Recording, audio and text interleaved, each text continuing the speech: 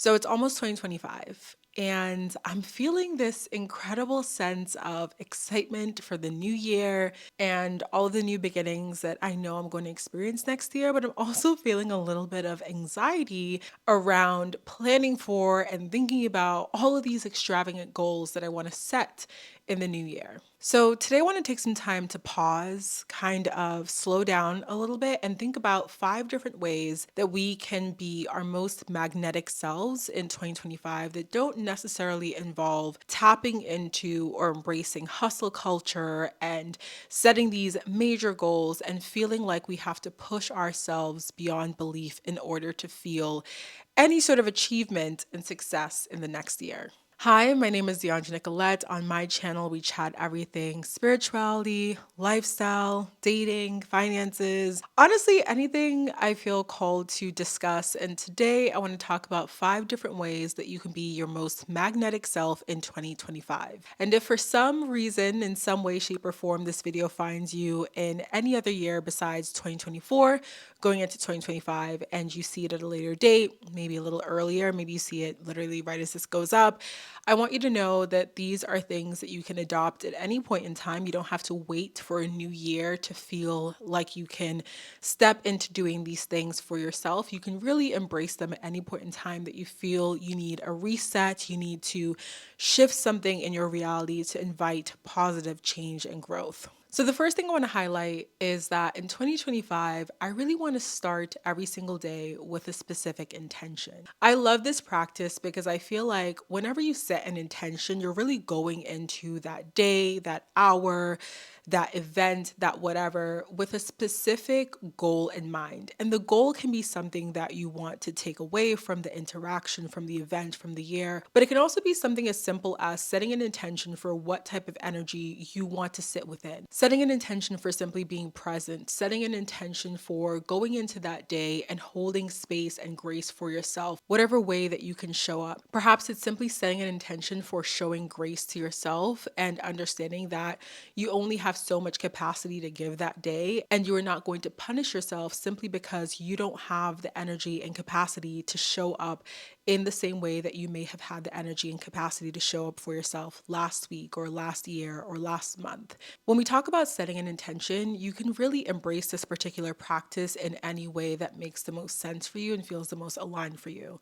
For some people, I know that they love morning journaling and starting off their day by journaling in the morning, setting that intention in written form in their journal is really pivotal to how they start their day off. For someone else, it might be the practice of meditation, sitting in silence and allowing yourself to really think about what energy you wish to inhabit and bring throughout the day as you go through events. This can also look like just standing in front of the mirror, doing your morning skincare and deciding to set your intention there and saying it out loud to yourself. And I think when we talk about setting an intention, we also just need to remember that it doesn't need to be this like ridiculously grand gesture, this ridiculously grand thing. With a lot of these spiritual practices, I feel like a lot of times we hype them up in our head so much that we feel like in order for them to be powerful or in order for the affirmation to really stick and for things to really like work out and for us to show up as our best selves, we have to sort of like set these grand gesture affirmations and these big intentions and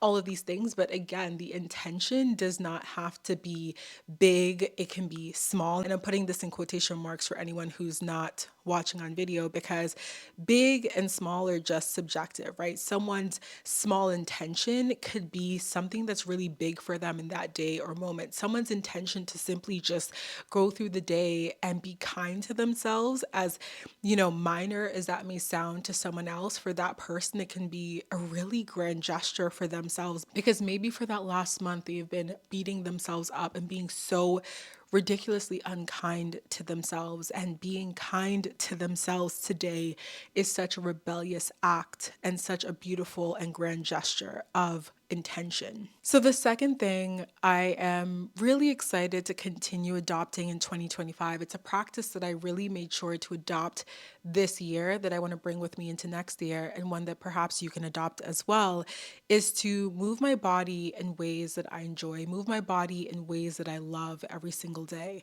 Now, this doesn't mean that every single day you have to get up and do this crazy, strenuous, tough workout.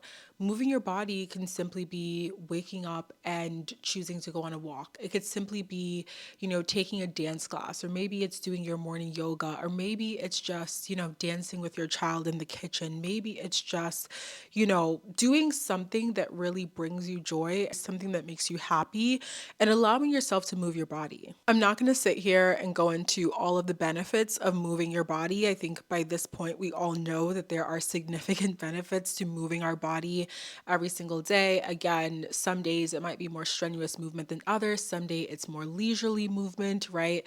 But there's something really powerful about showing yourself love in that way, as to say, hey, I am, a soul inhabiting this human body, this human suit for the next how many years.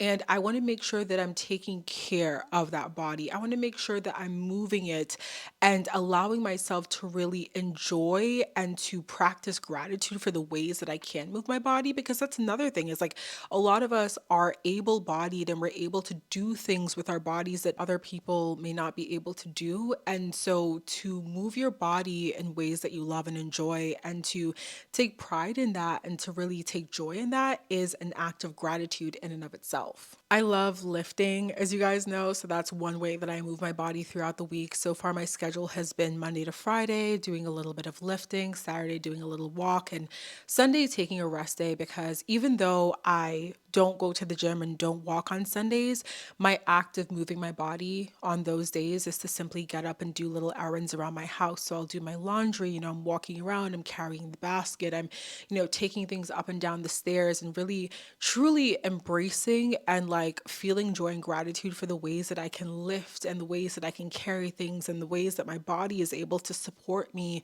in the tasks that I need to do in my everyday life. And next year, one thing I would love to do is explore other forms of movement. So I'm really curious about yoga. I have not actually ever adopted a consistent practice of yoga, but one of the things that I have definitely learned as I've gotten older is that stretching and, prioritizing mobility is really, really important as my body continues to age, right? This human suit that I'm in, it's not always going to perform in the same ways that it performed when I was 10 years old, 15 years old, 25 years old. And as I age, I want to make sure that I'm really equipping myself with the best tools that I can to continue to move my body in ways that I need to feel supported in my life. And so yoga is one of the things that I want to explore. And, if I love it, I'll keep doing it. And if I don't love it, I'll stop doing it. But I just want y'all to know that there are ways that you can move your body that are very fun for you. And what's fun for me is not going to be fun for you. And maybe it is, maybe it is, but everyone can find ways to move their bodies in ways that they enjoy.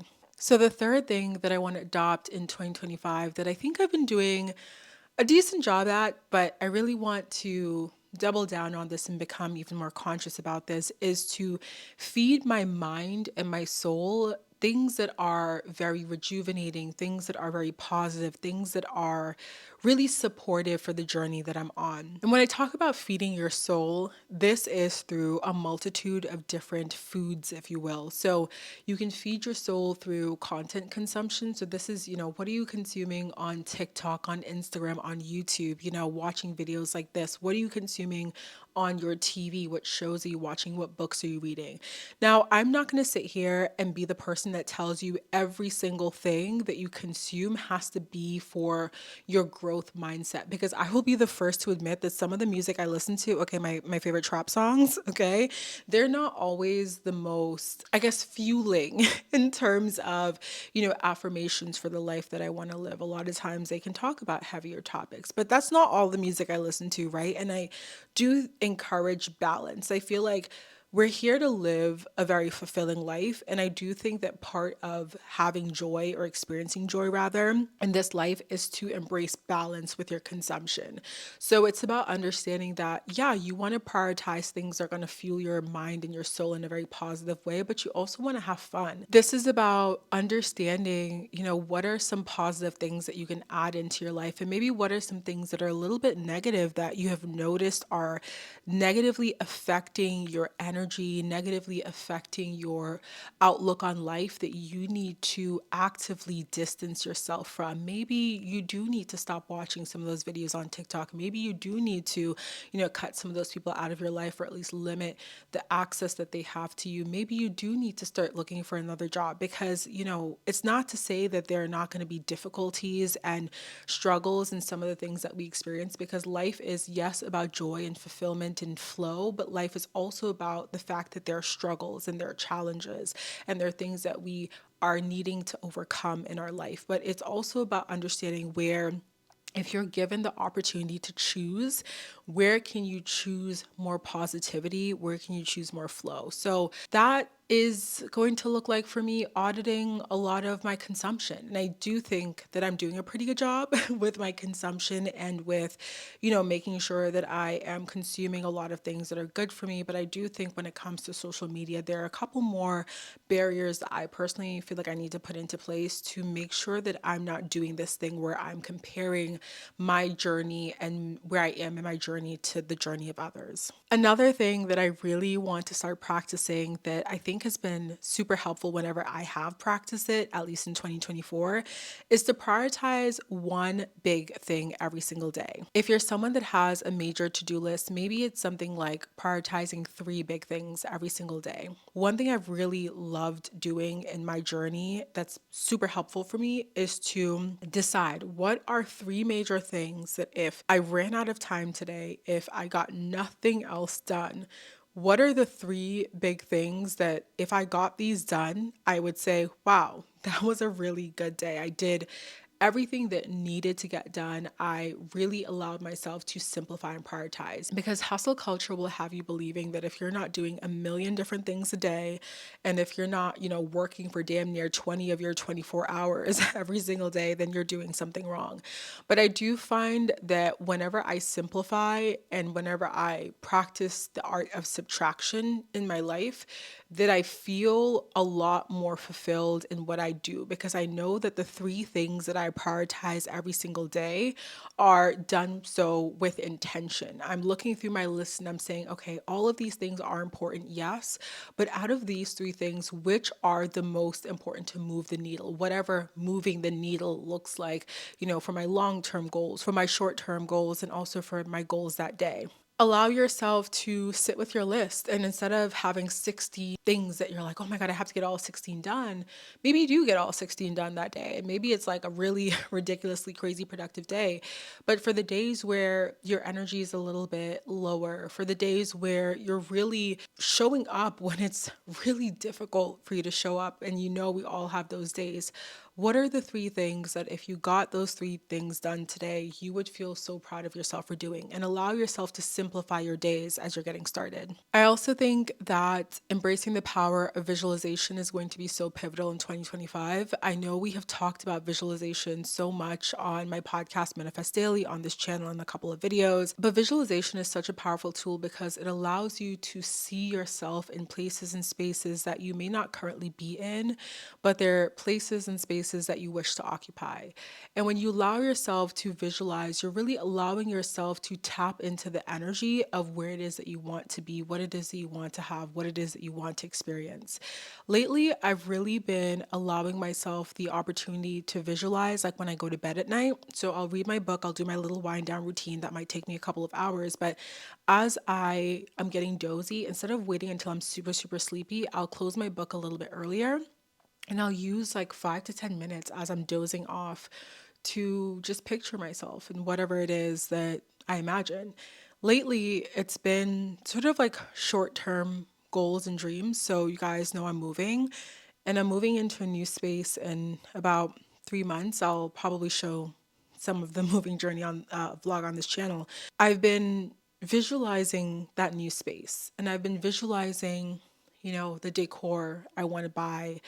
And I've been visualizing the way that I want to organize my space. I've been visualizing the way that I want to fill that space with loving energy. I've been visualizing the things that I want to change in my routine, or the ways that my routine will change, because I'm going to inevitably be going to, maybe a new gym. Maybe I'll be going to these new yoga classes, or I'll be going to a new grocery store nearby. Like all of the different things that will change, I've been allowing myself to really seep into that version of life and almost like get a little bit comfortable in it and sit in it and feel it before it's even present with me. And even though that's something that I know is going to happen because I'm taking all the steps to make it happen, there's something about visualizing it that really gets me excited and gets me like jazzed up for the future. And I think that's the fun thing about visualization, is it should be a fun tool. It should be something that allows you to get excited about your future, excited about the things that you're working towards and the things that you're manifesting. So I'm going to give a bonus tip because I think this one's really important. I want y'all to start reflecting on your days. You can do this maybe at the dinner table when you're having dinner. You can do this in bed right before you're dozing off. You can do this in the journal at night, whatever feels really kismet to you, whatever feels really aligned. But this is about setting a time to look back at your day. And it's not only about your accomplishments, because I feel like when we think about reflection, a lot of times there can be focus on like, what did I do? What did I accomplish? What did I gain? What did I grow? What did I, all of that stuff, which I do think is important. And if in your reflection, there's an emphasis on that because there's something really beautiful about your day that you feel very accomplished. And I want you to, sit with that, and I want you to celebrate yourself for that. But I also want you to reflect on if the day wasn't what you wanted, if it was a tough day, if it was a sad day, if it was a day where you felt a lot of anger, a lot of pain. And I want you to think about why. And I want you to think about what it is that you really need to give yourself, what it is that you need to ask for. Because I had a really like struggling, sad weekend this weekend. And I had a friend ask me what it is that I need. And I had to sit with that for a second, because I feel like a lot of times we are so distant from our emotions and what we're going through that we don't even really understand what it is that we need. And I feel like in reflection, this can be a moment for you to acknowledge that. If you're doing well, celebrate, acknowledge. If you're not doing well, what do you need, and how can you get that support from resources around you, from yourself? What can you do tomorrow to help give yourself what you need to be able to move forward in a more easeful way, right? A more mindful way. Reflection, I think, is really important, and I think often overlooked because we are in such a hustle bustle nature of like, go, go, go. What's the next goal? What's the next thing? And I've been so guilty of this, where I'm just so focused on the next thing, the next goal, the next thing, that I'm not even thinking about like what I've done. I'm not even thinking about what I feel in this moment. I'm not even thinking about how I can celebrate right now, celebrate this moment. So I would say that's a big one. Anyways, my loves, I hope your month of December is beautiful. I hope it's filled with the most amazing energy. I hope that it is an easy month for you. I know that it can be a bit of a triggering month because it's the holidays, and not all of us have really big families to celebrate with, or support systems that we feel aligned with. And it can be a hard month because of that. And I hope that if that's something that you're dealing with and you're struggling with, that you can find solace in either a small community around yourself, or at least with the videos on this channel. Hopefully they help you feel like there's someone on your side. So I hope you enjoyed this video. I hope you enjoyed this month, and I'll be doing a bit more content about planning for 2025, and we can talk about it a bit more. Thank you so much for tuning in, for watching this video, listening to the podcast. If you're listening, I will chat with you in the next one. Have a beautiful day, my loves, and don't forget to give this video a thumbs up if you enjoyed it. I would so appreciate it. Subscribe to my channel if you feel so inclined, or share it with a friend that you think might enjoy this as well. Bye, my loves.